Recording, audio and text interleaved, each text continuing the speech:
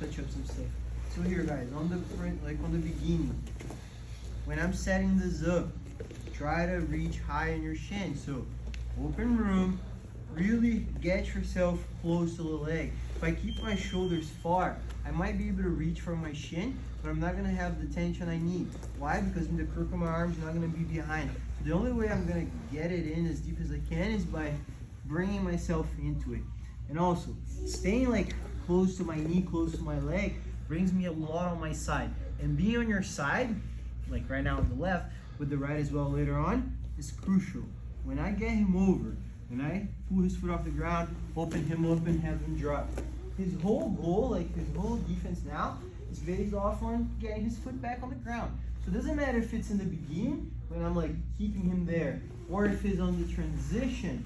If I do this, he's gonna step his foot on the ground, he's gonna grip my collar, he can fight to like slide his ankle back, control me in half, boom, I'm stuck.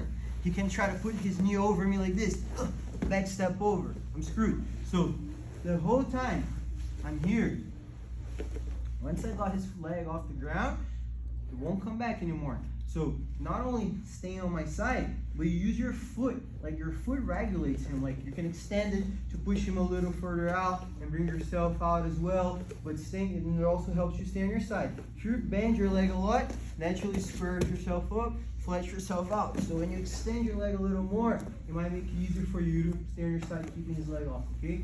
Now, another thing, when I'm sliding under, I need to make sure I'm keeping this control and that I'm using this to keep his leg close to me.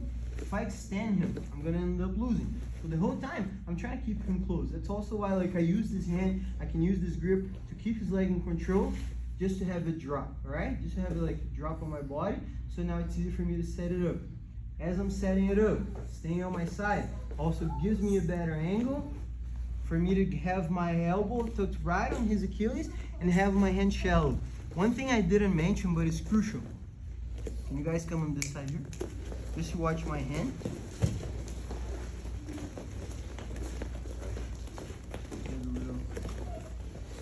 So watch my hand here, guys. Watch my left hand.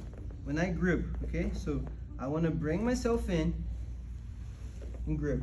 Notice how my four fingers go on the outside of the lapel, and when I like close my grip, how I drive my wrist bone onto his leg.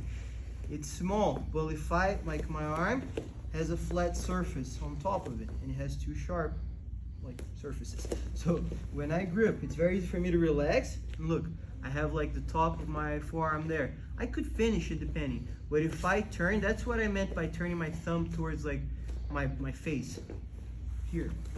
And that also glues my elbow in, making it a lot tighter. Now, when I square off, I don't want his knee facing away. I don't want him to roll. I want to use this to scoot under in a way where if he drops, it's okay, but his foot is never on the floor.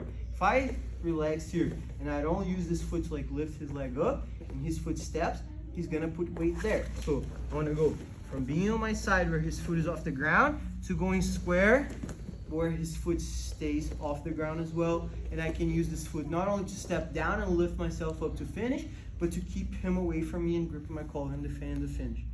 One thing we can do, so when I get here, what could Nick do? He could try to like end up falling on his side in a way of maybe making it easier for him to reach for my lapel, and defend. There's two things I can do. I can, if I feel like I'm not gonna finish him, I can hook under, use this to come up, and then just like engage in his guard and start passing, let this go. Or when I'm here, so turn your head this way. You guys should stay there. And that's really all we're gonna add up is if I land here, the best way of finishing this is shooting my knee over, and we're gonna go with both knees on the ground, okay?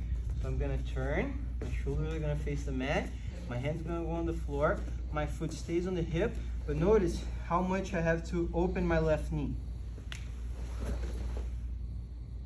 Now it's pretty much a sprawl, so I'm gonna step off my right foot, and I'm gonna drop my hip down. But I need to open my shoulders so your head can go down and you sprawl. Okay?